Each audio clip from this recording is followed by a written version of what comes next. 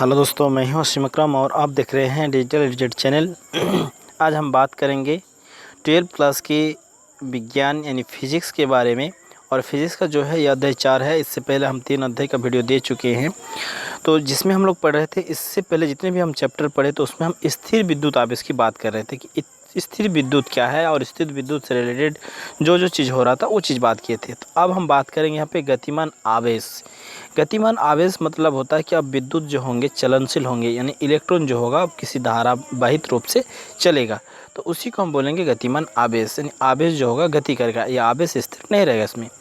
और यहाँ पे दूसरा जो है और चुंबकत्व यानी चुंबकत्व, ठीक है।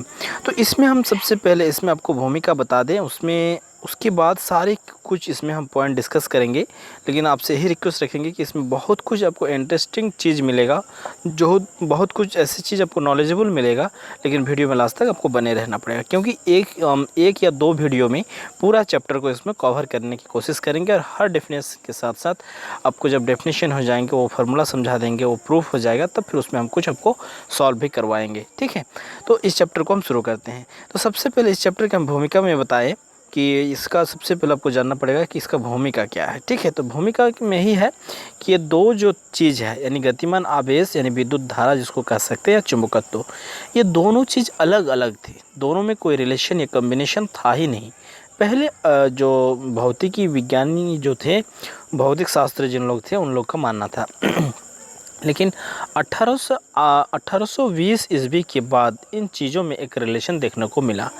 जो चीज़ क्या है कि जब विद्युत धारा कोई एक चालक पर प्रवाहित होते हैं तो चालक के इर्द गिर्द आसपास, ठीक है, तो उसमें एक चुंबकत्व यानी चुंबकीय क्षेत्र उत्पन्न होते हैं, ठीक है। तो सबसे पहले हम जानेंगे कि चुंबक क्या है। चुंबकत्व क्षेत्र उत्पन्न होता है, तो चुंबक क्या है, इस चीज़ पहले हम जानेंगे। तो चुंबक जो हम जानते हैं नॉर्मल रूप से, जो कोई एक मैग्नेट जिसको हम बोलते हैं अंग्रेजी में, तो मैग्नेट का अर्थ होता है कि मतलब ऐसे हम लोग कृत्रिम चुंबक को देखे हैं, जैसे गोल होता है, लंबा होता है। तो अक्सर ज़्यादातर हम लोग गोल देखे हैं, जो लोहा को या ऐसे लोह पदार्थ को वो आकर्षित कर लेते हैं। तो वही ये चीज़ है, जो मैग्नेट है, जो चुंबक लोहा का एक ऑक्साइड होता है, जिससे हम लोहे व चुंबकीय पदार्थ को आकर्षित करने का गुण पाया जाता है, ठीक है। यानी लोहा के अंदर क्या होते हैं, लोहा को या तो लोहा जातीय जो भी पदार्थ होते हैं उनको क्या करते हैं, आकर्षित करते हैं। चुंबक जो है लोहे का ही ऑक्साइड होते हैं। अब चुंबक के प्रकार, यहाँ पे हम प्रकार बताए कि चुंबक के प्रकार। तो चुंबक जो होते हैं प्राकृतिक चुंबक एक होते हैं, और दूसरा होता है कृत्रिम चुंबक। प्राकृतिक चुंबक का जो गुण है कमज़ोर होते हैं, ठीक है, उतना वो शक्तिशाली नहीं होते हैं। और इसका कोई आकार जो है निश्चित नहीं होता, अनिश्चित आकार होते, कोई निश्चित आकार इसका नहीं होते हैं। जब अनिश्चित आकार होते हैं तब उसको हम प्रयोग में नहीं ला पाएंगे, ठीक है। तो इसलिए इसको प्रायोगिक कार्य में प्रयुक्त नहीं होता है, यानी प्रयुक्त नहीं कर पाते हैं। जब उसका आकार का ये निश्चित नहीं होगा, जैसा मन तैसा आकार होगा, और वो फिर शक्तिशाली भी नहीं होगा, तब हम कोई प्रयोगात्मक कार्य में हम उसको यूज़ नहीं कर पाएंगे। दूसरा पॉइंट यहाँ पे है कृत्रिम चुंबक, आर्टिफिशियल मैग्नेट। यानी कृत्रिम चुंबक जो होते हैं ये मजबूत हैं। मजबूत का अर्थ होता है कि बहुत शक्तिशाली, और आवश्यकता अनुसार उसको आकृति हम बना सकते हैं। आवश्यकता यानी जिस तरह का, जब हमको छड़ लंबा चुंबक की आवश्यकता होंगे, हम लंबा बनाएंगे। जब मान के चले चतुर्भुज आकार क्या होगा, तो चतुर्भुज, जब त्रिभुज आकार का ज़रूरत पड़ेंगे त्रिभुज आकार बनाएंगे, जब गोल आकार की ज़रूरत होंगी तो गोल बनाएंगे।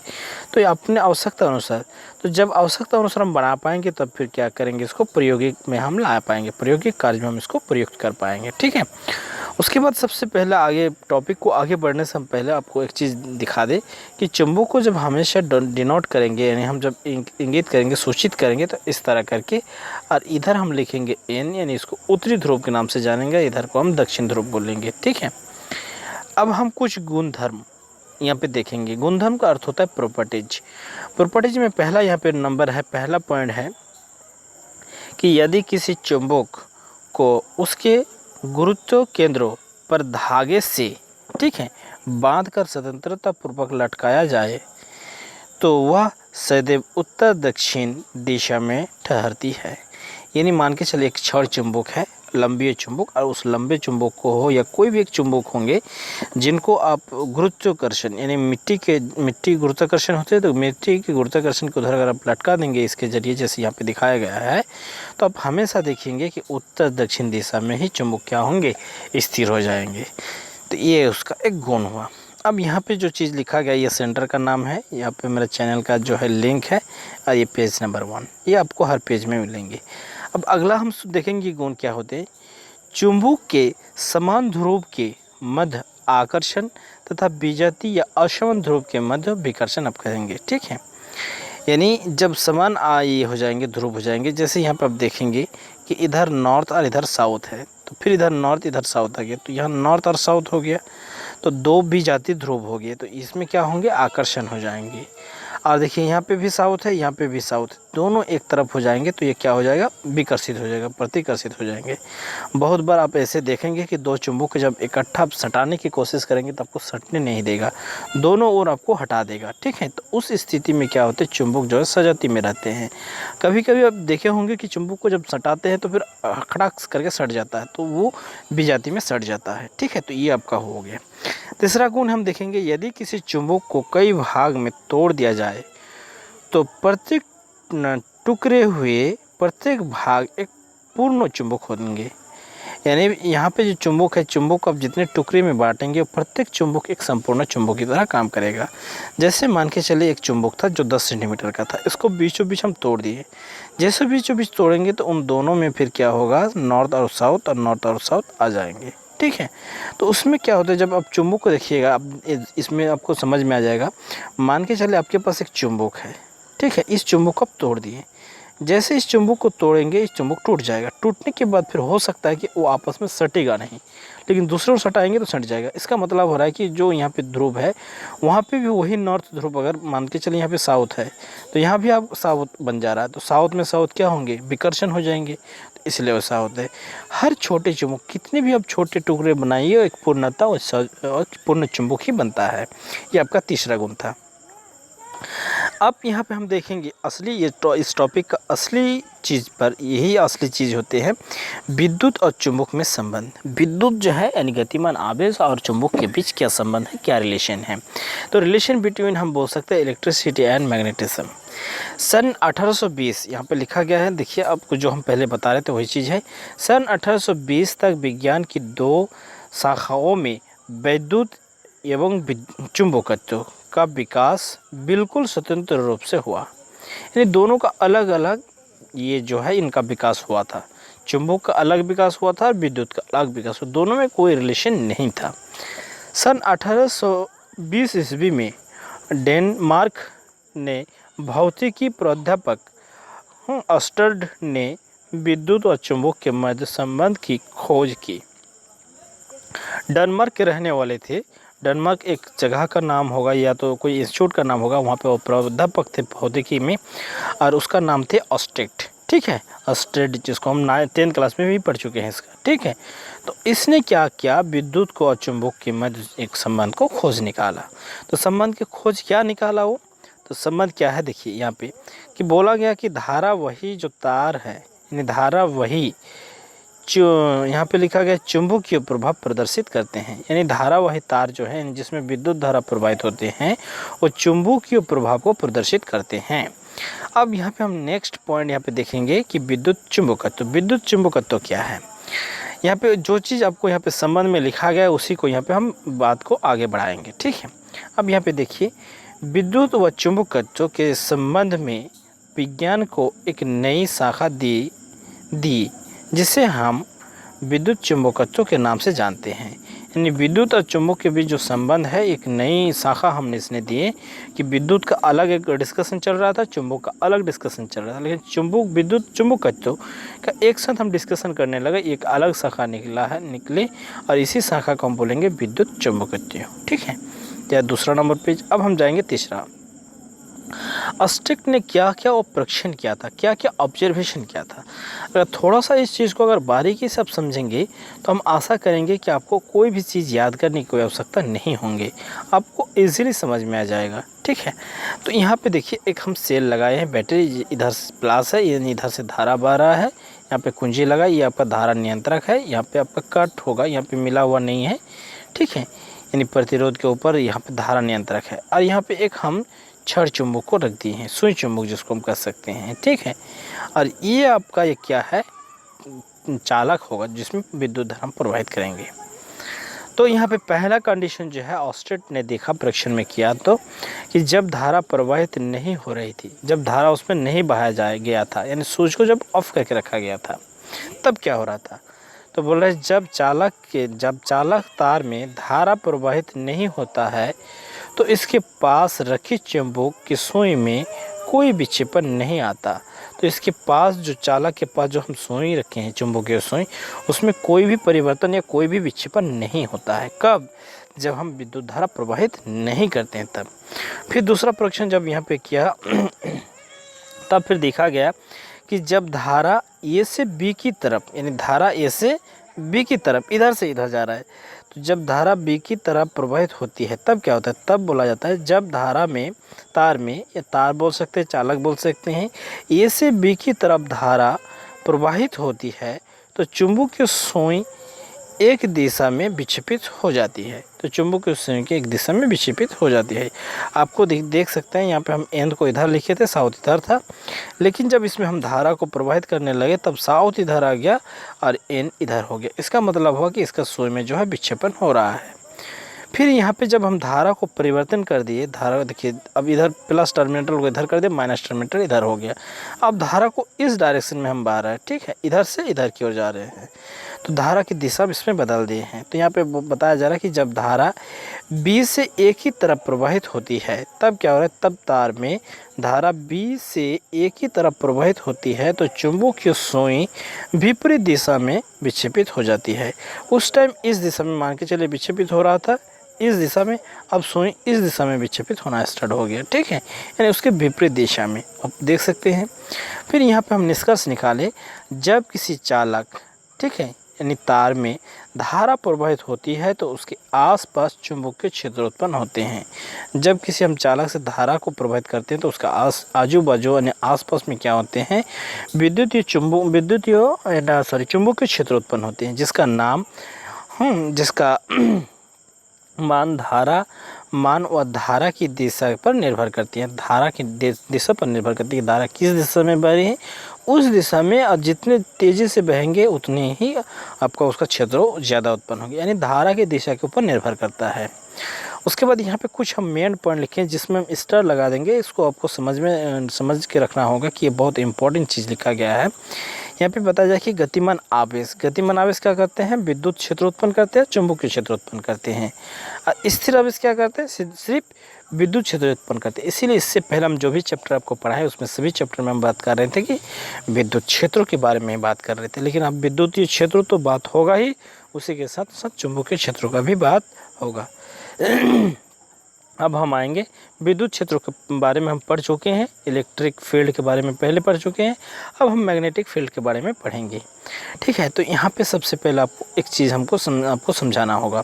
इस चीज़ को देख लीजिए बढ़िया से, आपको समझ में आ जाएगा। इसी सब चीज़ से आगे फिर मेरा क्या होगा, चैप्टर जो है ईजी हो जाएगा। यहाँ पर हम बात करेंगे कि किसी एक चुंबक तथा धारावाही चालक के आसपास का वह क्षेत्र जहाँ उसके चुंबकीय प्रभाव का अनुभव किया जाता है या जा सकते हैं। ठीक है, यानी किसी चुंबक हो या धारावाही चालक हो, चुंबकीय क्षेत्र हम पढ़ रहे हैं तो ऐसे चुंबक भी हो सकता है या तो कि कोई चालक भी हो सकता है जिसमें धारा प्रवाहित हो रहा है। तो चालक हो या तो धारावाही चालक हो, उसके आसपास क्या होंगे, एक क्षेत्र उत्पन्न होगा जहाँ चुंबकीय प्रभाव का अनुभव कराया जाएगा, तो उस क्षेत्र को हम क्या बोलेंगे, चुंबकीय क्षेत्र बोलेंगे। मान के चलिए आपको हम समझाने के लिए दिखाएंगे कि यहाँ पे एक चुंबक है,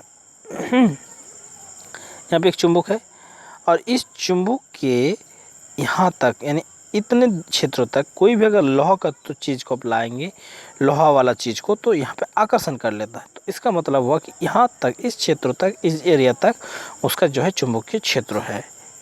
यदि मान के चलिए कोई एक धारावाही चालक है और वही धारावाही चालक के आजू बाजू में कोई अगर आप चुंबकत्व लाते हैं, चुंबक की सुई लाते हैं, कोई भी चीज़ परीक्षण करने के लिए, और वो वहाँ तक वो उसका जो है दिशा परिवर्तन हो जाता है या उसमें असर पड़ने लगता है, तो आपको समझना होगा कि उस क्षेत्र को हम बोलेंगे चुंबकीय क्षेत्र।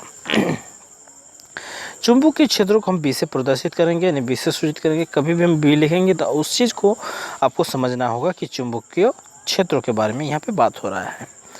चुंबकीय क्षेत्र एक सदिश राशि है। क्यों सदिश राशि है? क्योंकि इस पर किसी बिंदु पर चुंबकीय क्षेत्रों भी बताते हैं और उस बिंदु पर उसको दिशा भी बताते हैं। तो यानी दिशा और परिमाण दोनों चीज़ है, इसीलिए इसमें क्या होता है, चुंबकीय क्षेत्रों सदिश राशि है। चुंबकीय क्षेत्रों का जो एसआई मात्रक है, जिसको हम टेस्ला कहते हैं, यानी टेस्ला से इसको मापा जाता है। अब हम चुंबकीय क्षेत्रों की दिशा ज्ञात करने के नियम पर देखेंगे। चुंबकीय क्षेत्रों जो है उसके दिशा ज्ञात करने के नियम जो है दो प्रकार से हम इसको देख सकते हैं, ठीक है। यानी सीधे धारावाही तार के कारण, यानी कोई एक तार है जो सीधा है, उसमें धारा प्रवाहित हो रहा है तो उसके कारण। आगे हम देखेंगे दूसरा पॉइंट यहाँ इधर पे कि जब वो क्या हो जाएंगे, गोल हो जाएगा, ठीक है, वृत्ताकार। बी नंबर यहाँ पे हम देखेंगे जब वृत्ताकार रूप में कोई चीज़ में धारा बहेंगे तो उसमें क्या होता है चुंबकीय क्षेत्र। इन दोनों चीज़ों का हम बात यहाँ पे करेंगे। तो पहला हम कर लेते हैं। पहला क्या है मेरा, सीधे तार पर तार के कारण चुंबकीय क्षेत्र। तो इसमें दो नियम है। पहला नियम है, ये बहुत इंपॉर्टेंट है, आपको जैक बोर्ड में पूछा जाएगा या कोई भी बोर्ड एग्जाम में इसको पूछा जाएगा, जिसमें हम स्टार लगा देंगे। इस चीज़ को आपको समझना होगा कि ये बहुत जो है इम्पोर्टेंट है। तो यहाँ पे जो है दाएं हथेली के नियम, ठीक है। तो दाएं हाथ मतलब आपको दाहिने हाथ लेना होगा, राइट हैंड लेना होगा, ठीक है। तो आपको हम यहाँ पे पूरा हाथ को पसर के नहीं दिखा पा रहे हैं क्योंकि अभी ये जो है स्क्रीनशॉट वीडियो रिकॉर्डिंग है, ठीक है। जब बोर्ड पर आपको समझाएंगे तो फिर मेरा हाथ आप देख पाइएगा, आपको समझ में होगा। तो जैसे जैसे हम बात करेंगे उस हिसाब से आप उसको सुन के हाथ को, अपने हाथ को प्रैक्टिस करना होगा, तब जाकर आपको समझ में आ जाएगा। ये काफ़ी इंपॉर्टेंट चीज़ होते हैं। और इस चीज़ को जब हम 10th में 9th में बच्चों को पढ़ाते हैं तो अक्सर देखा जाता है कि बच्चों को समझ में नहीं आता है। बहुत हद तक कोशिश करते हैं लेकिन समझ में नहीं आता है। लेकिन आशा करेंगे कि इंटरमीडिएट में ये चीज़ समझ में आ ही जाता है। तो आपको से भी हम अनुरोध रखेंगे ही कि आप इस चीज़ को बढ़िया से अपने हाथ को देखिए, ठीक है। तो आप दाहिने हाथ पर आप ध्यान दीजिए। इस नियम के अनुसार जब दाएँ हाथ का सीधा अंगूठा, यानी दायां हाथ जो है उसका अंगूठा को सीधा कर लीजिए। जैसे किसी को आप लाइक करते हैं तो कैसे करके दिखाते हैं, ऐसे अंगूठा करके, या किसी को गुस्सा दिलाते हैं तो कैसे अंगूठा दिखाते हैं, तो उस तरह करके अंगूठा धारा की दिशा में, यानी जिस दिशा में धारा बहेंगे उस दिशा में आप अंगूठा को रखेंगे और उंगलियां परीक्षण बिंदु की तरफ हो। और उंगली को हम लोग परीक्षण बिंदु, यानी जिधर हम टेस्ट करेंगे उधर हम परीक्षण बिंदु को रखेंगे, किधर से हम टेस्ट कर रहे हैं, ठीक है। तो उस डायरेक्शन में हम क्या रखेंगे, और हथेली की जो उंगली है उनको रखेंगे। और हथेली जो है, हथेली दो तरह होता है। हथेली में एक होता है ऊपर हिस्सा, एक होता है नीचे हिस्सा। जिस हिस्सा में हम लोग राशि उसी देखते हैं, किसी पंडित को दिखाते हैं, उस तरफ को हमने चिकना सतह को, यानी जिधर मोटाई होता है, जिधर से हम कोई भी चीज़ के ऊपर ये करते हैं, एहसास करते हैं, मालूम करते हैं, यानी नीचे वाला हिस्सा को जैसा बोल सकते हैं, ठीक है, जिधर का चमड़ा थोड़ा सा मोटा होता है, उधर को हम हथेली कहते हैं। कि दिशा चुंबकीय क्षेत्रों की दिशा को प्रदर्शित करते हैं। तो यानी हथेली की दिशा को जो है चुंबकीय क्षेत्रों की दिशा को ये करते हैं। तब धारा को इधर रखा गया है, ठीक है, इस डायरेक्शन पर है। तो अंगूठा को आप इधर रख दीजिए, बूढ़ा आंगुल जिसको हम कहते हैं, मोटा आंगुल, ठीक है, जिसमें हम किसी को गुस्सा दिलाते हैं या जिसमें लाइक का सिंबल दिखाते हैं, तो अंगूठा को उधर। अब परीक्षण बिंदु किधर है मेरा, पी की इधर, तो अंगुल को इधर रखिए। तो अगर ऊपर की ओर हमारा जो है अंगूठा है और हथेली की उंगलियां इधर है, तो हथेली का हिस्सा किधर जाएगा, अंदर की ओर जाएगा। यानी इस कागज़ के ऊपर से अगर करेंगे तो नीचे की ओर जो है बैठने की कोशिश करेगा, ठीक है। अगर इस साइड हम देखेंगे, इस साइड में हम ट्राई करेंगे, तो इस साइड में ट्राई करने से हमको अंगूठा जो हाथ है, हाथ को उल्टा ना होगा। यानी अंगूठा तो ऊपर की ओर रहेगा लेकिन हथेली को इधर हमको देखना होगा, यानी क्यू की उधर, क्यू जो बिंदु है परीक्षण बिंदु है। तब फिर मेरा हाथ ऐसे हो जाएगा। तो यहाँ पे हाथ जो है कागज़ के ऊपर अगर रखेंगे तो चुंबकीय क्षेत्र कागज़ की ऊपर की ओर इंगित करेंगे, इसलिए इसको बी डॉट कहते हैं। तो यहाँ पे बी क्रॉस में है और यहाँ पे बी डॉट में है ना, पी डॉट में है। तो इस चीज़ को हम आपको नीचे एक चीज़ में समझा देते हैं, तब जाकर आपको समझ में आ जाएगा। यहाँ पे देखिए चुंबकीय क्षेत्रों की दिशा, इस चीज़ को समझिए। जैसे आपको डॉट लिखकर गोल करके बिंदा करके घिरा होगा, तब आपको समझना होगा कि तल के लंबवत जो है बाहर की ओर, और जब क्रॉस करके गोल करके घिरा हुआ रहेगा तब आपको समझना होगा तल के लंबवत अंदर की ओर। ठीक है, अब आपको समझ में आया है। अब यहाँ पे अब इसको आप ये कीजिए, ठीक है। अंगूठा को इधर में रखिए और हथेली की अंगुल जो है इधर रखिए। तो अंगुली माने ऐसे आपका हाथ का निर्माण होगा, ठीक है। और इधर अंगूठा हो जाएगा आपका, ऐसे हाथ रहेगा, ठीक। तो इसका मतलब हो रहा है कि हथेली जो है अंदर की ओर जाना चाह रहा है। तो अंदर की ओर जाएंगे तो चुंबकीय क्षेत्र किधर होंगे, अंदर की ओर, ठीक है। अगर इस डायरेक्शन में आपका धारा बहेगा तो, और इधर सब परीक्षण करेंगे तो, अगर मान लीजिए उसी डायरेक्शन में बह रहे हैं, हम परीक्षण इधर कर रहे हैं, तो मेरा उंगली इधर रखना होगा और मेरा जो अंगूठा इधर रखना होगा। तो हाथ को हमको पलटाना होगा, यानी हथेली के हिस्सा ऊपर की ओर आएंगे, यानी चुंबकीय क्षेत्र जो है ऊपर की ओर आएगा। उसी तरह इसमें भी दिखाया गया है। अब धारा को ऐसे बहाया जा रहा है, ठीक है। तो ऐसे बहाने पर भी आप टेस्ट करके देखिए, आप समझ में आ ही जाएगा। हम आशा करेंगे कि आप समझ में आ जाएंगे। अगर समझ में आपको आ जा रहा है तो आप ज़रूर आप कमेंट करें या कुछ लिख के हमको बताएं कि सर समझ में आ रहा है। अगर नहीं भी आ रहा है तो भी आप बात करें। अगर ज़्यादा दिक्कत होंगे तो हम फिर आपके लिए सब चीज़ बोर्ड पर हम समझाएंगे। अब यहाँ पे दूसरा नियम है, पहला का ही दूसरा नियम है, यानी रेखीय। अगर धारा जब सीधी रेखा पर ये करते हैं, गमन करते हैं, यानी जो विद्युत धारा की ये होंगे, अगर सरल रेखा में है तो ये दो नियम होता है, तो उसके लिए दूसरा नियम, तो इसको हम बोलते हैं स्नाउ नियम, ठीक है। इसको एम्पियर का भी तैरने का नियम भी कहा जाता है इसको, ठीक है। तो इसमें क्या होता है, क्या बोल रहा है देखिए, जब किसी चालक तार में ठीक दक्षिण से उत्तर की तरफ, दक्षिण से यानी दक्षिण को अगर इधर आप मानेंगे तो दक्षिण से उत्तर की ओर इधर, ठीक है। आपके हिसाब से आप इस चीज़ को देख लीजिएगा किधर से किधर हो रहा है। तो दक्षिण से उत्तर की तरफ अगर धारा प्रवाहित होते हैं और तार प्रक्षेपण बिंदु के ऊपर, यानी तार का जो है प्रक्षेपण बिंदु तार के ऊपर हो रहा है, तो चुंबकीय क्षेत्रों की दिशा पश्चिम की तरफ होगी, ठीक है। चलिए आपको हम ऐसे समझाते हैं। यहाँ पे नीचे एक चीज़ आपको हम ये करेंगे तो आपको समझ में आ जाएगा। मान लीजिए यहाँ पे एक धारा बह रहा है, ठीक है। तो धारा अगर बहेंगे तो ये मान के चलिए उत्तर हो गया, यानी साउथ इसको कह दीजिए, और इधर हो जाएगा नॉर्थ।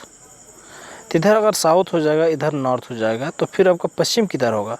तो आप इस चीज़ को ऐसे घुमा दीजिए तो पश्चिम इधर हो जाएगा और फिर पूरब इधर हो जाएगा। बात समझ में रहे? हाँ, तो आशा करेंगे कि आपको समझ में आ रहा होगा। तो उत्तर और ये चीज़ पश्चिम।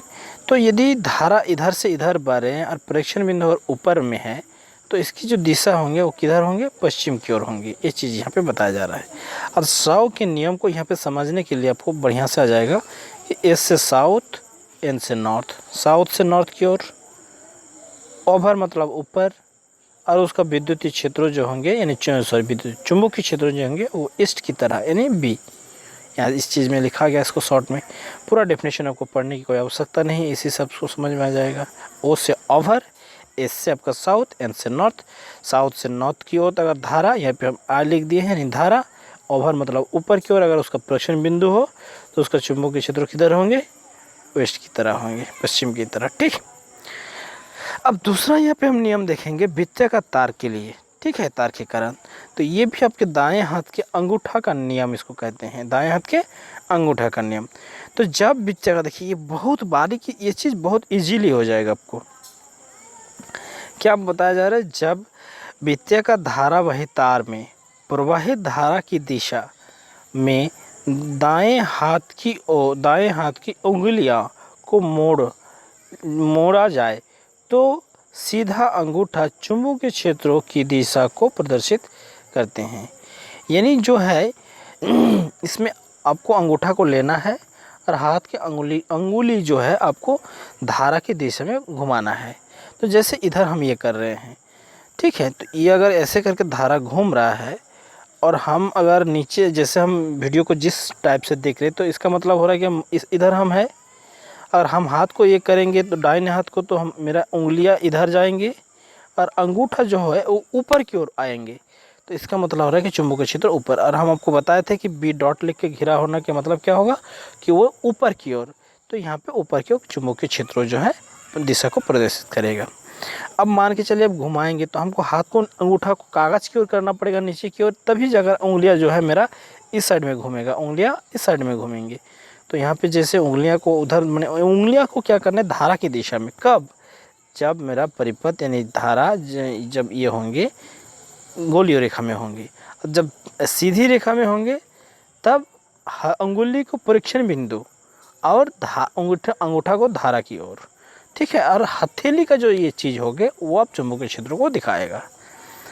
आशा करेंगे समझ में आ गया होगा। तो यहाँ पे इस चीज़ को हम बोलेंगे एंटी क्लॉकवाइज, यानी घड़ी की विपरीत दिशा में घुमाएंगे जब, और घड़ी की दिशा में जब घुमाएंगे, घड़ी की दिशा में जब घुमाएंगे तब चुंबकीय क्षेत्र अंदर की ओर जाएगा। जब घड़ी की विपरीत दिशा में घुमाएंगे तो तब वो क्या होगा, आपका जो है चुंबकीय क्षेत्र बाहर की ओर आएंगे। अब यहाँ पे लूप सिस्टम करके हम आपको समझा रहे हैं, ऐसे करके गोला गोला करके। तो अगर इस चीज़ को अगर आप देखेंगे, अगर विद्युत धारा ऐसे अगर बह रहे हैं, ठीक है, ऐसे ऐसे, तो इसका मतलब हो रहा है कि अंगूठा इसे अगर हाथ में आप ये करेंगे तो अंगूठा इधर की ओर होंगे, तो चुंबकीय क्षेत्र इधर की ओर आपको इंगित करेगा।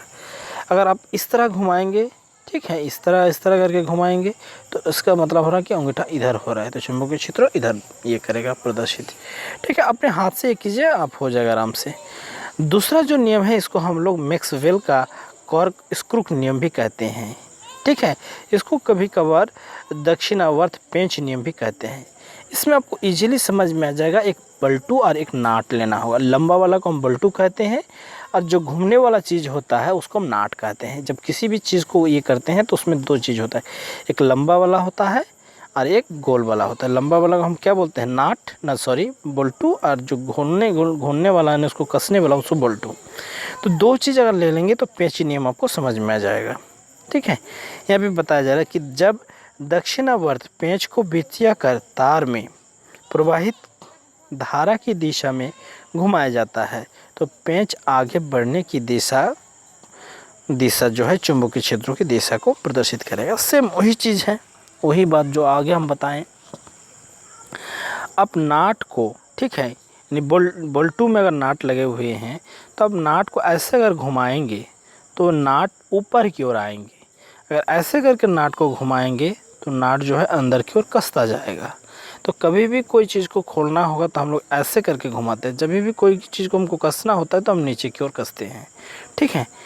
तो इसी चीज़ से यहाँ से ये क्लियर हो जा रहा है। तो आपका जो है घूमने वाला चीज़ जो है वो किसको प्रदर्शित करेगा, विद्युत धारा को। और नाट किधर आएंगे, ऊपर की ओर, तो चुंबकीय क्षेत्र ऊपर की ओर। इधर अगर हम नाट को घुमाते जाएंगे तो किधर जाएगा, नाट घूमते घूमते भीतर की ओर जाएंगे, यानी चुंबकीय क्षेत्र अंदर की ओर जाएगा। बात क्लियर है, ठीक है। तो आशा करेंगे कि आप लोग को ये वीडियो समझ में आ गया होंगे। और इस वीडियो में हम यहीं तक, फिर हम दूसरे वीडियो में इसके बाद वाला चैप्टर इसके बाद वाला जो और कुछ चीज़ है उनको हम कवर करेंगे। और एक वीडियो में अगर क्लियर नहीं कर पाएंगे तो नेक्स्ट और एक दो वीडियो देंगे जिनमें आपको पूरा क्लियर हो जाएगा। आई होप, हम आशा करेंगे कि आपको समझ में आ गया होगा। अगर इसका PDF आप लेना चाहते हैं तो मेरे वीडियो के डिस्क्रिप्शन में जाइए और वहाँ पर बहुत सारे वीडियो हैं, उन सब वीडियो को आप देख सकते हैं मज़े के साथ। और अगर इसका PDF लेना है तो मेरा व्हाट्सएप ग्रुप में जाइए। व्हाट्सएप ग्रुप में जोड़ने के बाद आप वहाँ से मेरे साथ बात कर सकते हैं, कांटेक्ट कर सकते हैं। इस वीडियो में यहीं तक, फिर मिलते हैं नेक्स्ट वीडियो में। थैंक यू, धन्यवाद।